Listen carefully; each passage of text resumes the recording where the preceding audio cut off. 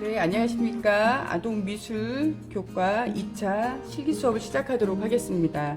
자, 오늘은요, 글자 연상하기, 글자 연상에서 그림 그리기 표상 활동을 할 건데요. 지난 시간에 이제 선 그리기를 한번 해보셨어요.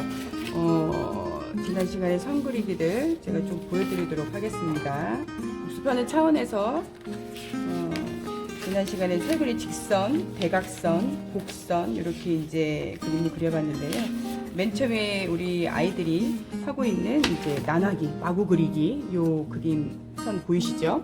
이렇게 마구 그리기를 시작으로 해서 직선 그리기, 네, 그다음에 대각선 그리기, 그다음에 힘의 피랍을 조절해서 네모를 만들어서 한번 종이의 사이즈에 맞게 그려보는 거를 또 할 수 있고요. 그 다음에 이제 색깔을 조금 달리해서 점점점 크거나 점점점 어둡거나 작거나 이렇게 해보는 거 있고요. 그 다음에 곡선 그리기, 그 다음에 이제 곡선을 연결해서 그려보기. 그래서 그 칸칸이는 이제 한번 아이들과 색감 놀이처럼 이렇게 겹치는 부분을 동그라미 나오는 부분을 색칠을 한번 해볼 수 있고요. 그리고 선의 그리기 이렇게 했습니다. 그리고 더불어서 아이들과 함께 점과 점을 잇는 선입기 활동까지 우리가 한번 해보는 걸로 내용을 요약해드리고, 이 자료는 다시 PDF로 해서 찍어서 순서에 맞게 제목하고 같이 올려드릴게요. 자, 오늘은요. 글자 연상 그리기 이렇게 했는데, 아이들이 어린이집에서 한글을 알아야 뭐 동시라든 새노래든 또 접할 때 더 즐겁고 재밌게 아이들이 적극적으로 임할 수 있거든요. 그 이유는 내가 알고 있는 그 단어가 나왔을 때 즐거움이 있어요. 아이들이 선생님 저 그거 알아요. 저도 한번 해볼래요. 뭐 그 적극성이 더 생기게 되어 있거든요. 그럼 아이들에게 한글이라는 그 문자 언어를 좀 지도를 해줘야 되는데, 무식성이 발달되는 그 시기가 이제 만 3, 4세, 빠르면 3, 4세고요. 이제 보통 우리가 일반적으로 얘기할 때는 만 4세, 6살 정도면 무식성이 아이들이 어느 정도 다 완충될 수 있다라고 얘기를 해요. 완충될 수 있다라는 건 그 이전부터 무식성이라는 게 온다라는 거죠.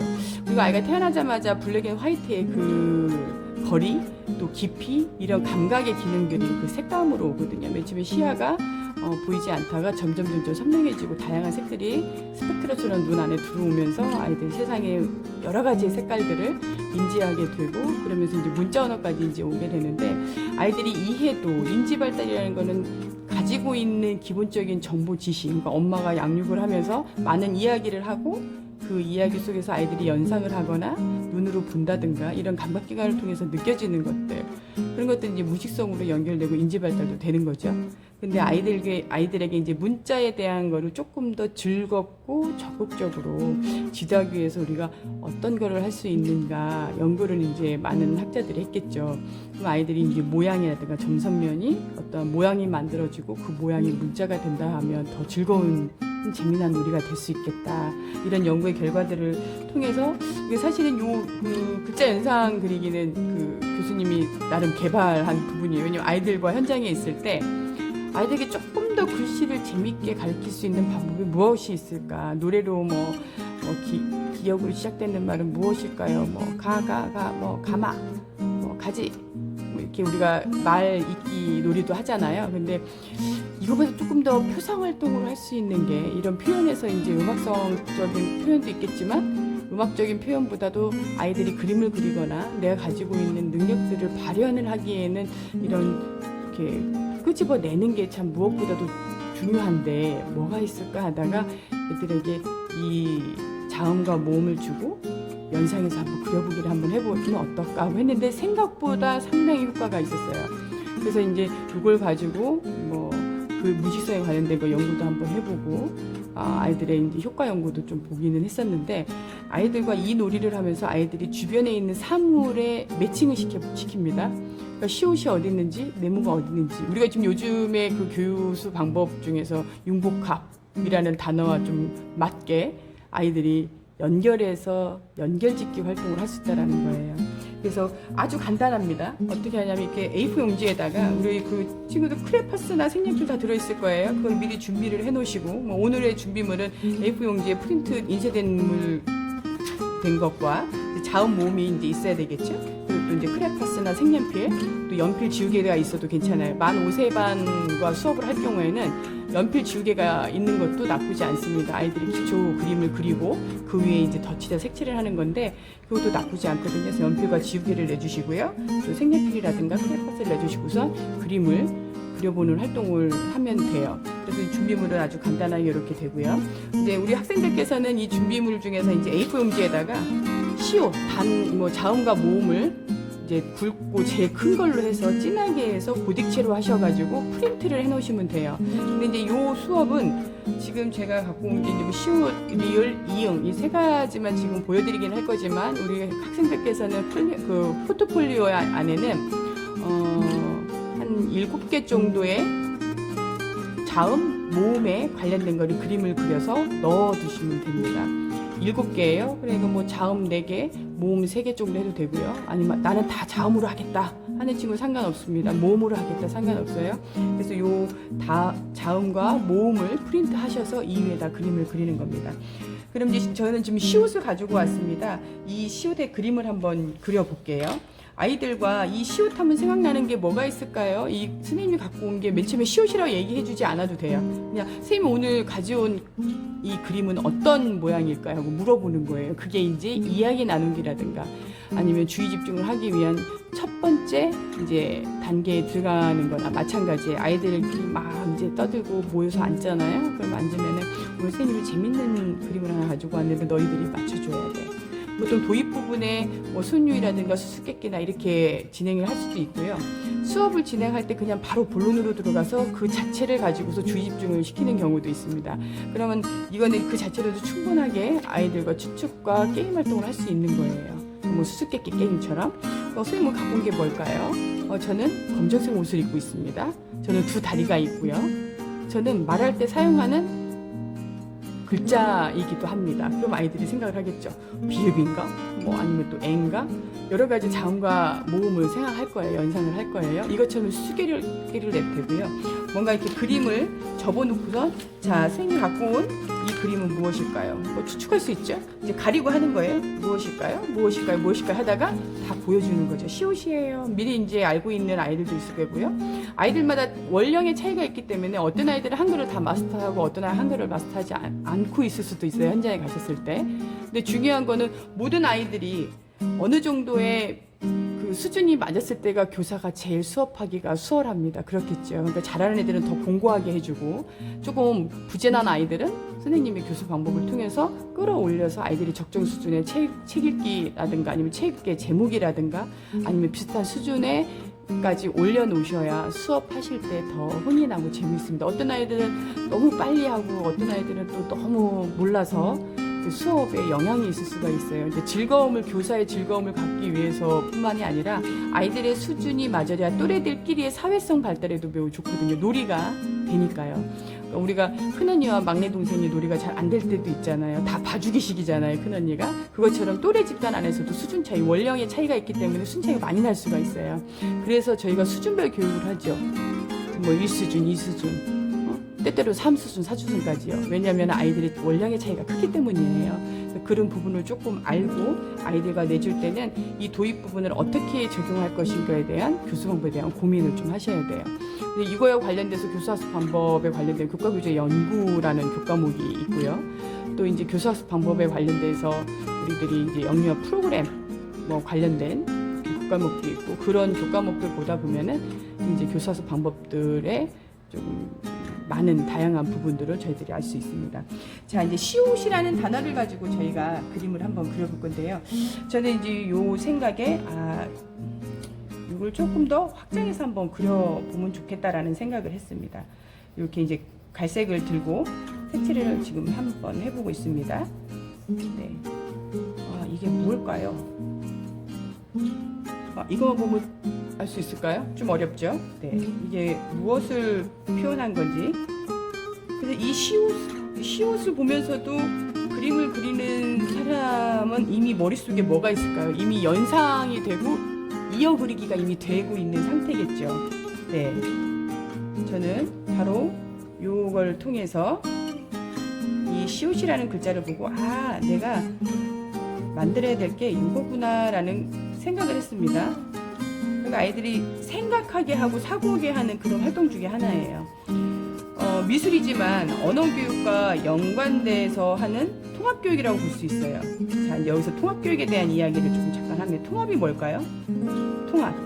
전혀 성질의 다른 것들이 함께 어우러져서 하나로 만들어질 수 있는 것. 쉽게 생각하면 비빔밥도 완전 멀티한 통합이죠. 비빔밥. 네, 그렇게 생각하시면 훨씬 더 즐겁고 쉽게 이해될 수 있습니다. 자, 언어 영역과 미술 영역의 통합이에요. 그래서 아이들이 표상 활동을 하지만 시옷이라는 거는 내가 어떠한 주변의 환경의 사물에 매칭을 시킬 수 있구나라는 생각을 할 수 있겠죠. 자, 이렇게 해서 나무를 만들어 봤어요. 자, 제가 지금 이제 요거 그리다 보니까 카메라가 약간 흔들리기는 하지만 이렇게 해서 조금 더 견고하게, 견고하게는 좀 너무 이렇게 성의 없이 삐져나오게 그리지 마시고 이렇게 해서 끔 마무리를 잘 할 수 있게 하시면 돼요. 지금 우리 학생들께서 준비하실 때 이게 마무리가 잘 돼야 나중에 현장 가셔서 샘플로 사용하실 수 있으세요. 조금 더 신경을 쓰셔서 색칠이라든가 이런 것들을 조금 더 좀 예쁘게 야무지게 준비하시면 좋을 것 같습니다. 나중에 이런 것들이 다 교수 자료가 되거든요. 현장 가시면 바빠서 샘플도 만들 시간이 없을 때가 있어요. 보통 미리 준비하는 교사들이 많기는 하지만 이렇게 준비를 조금 미리 하신다 생각하시고 샘플에 대한 거를 하시면 좋을 것 같아요. 노인복지관에서 어르신들을 위해서 또 이런 활동을 저한테 배워가시는 학생도 있어요.